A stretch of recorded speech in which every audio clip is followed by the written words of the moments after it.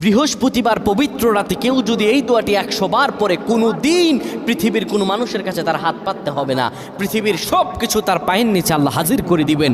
দারিদ্রতা থেকে মুক্তি দান করবেন, বিপদ আপদ থেকে মুক্তি দান করবেন, তার সম্মানকে সুউচ্চতা দান করবেন, অসুস্থতা থেকে দূরে রাখবেন, আল্লাহর অশেষ দয়া ও রহম তাকে দান করে দিবেন। সুবহানাল্লাহ। বৃহস্পতিবার রাত এটি গুরুত্বপূর্ণ রাত।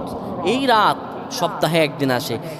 আরবিতে রাত আগে আসে, দিন পরে আসে। সুতরাং বৃহস্পতিবারের যে দিন গিয়ে রাত, এটি বৃহস্পতিবার রাত নয়, এটি শুক্রবারের রাত, এটি জুমাবারের রাত, এটি দোয়া কবুলের রাত, আল্লাহর কাছাকাছি হওয়ার রাত। সুবহানাল্লাহ। এই বৃহস্পতিবার রাত আল্লাহ তাআলা বান্দার দোয়া কবুল করেন।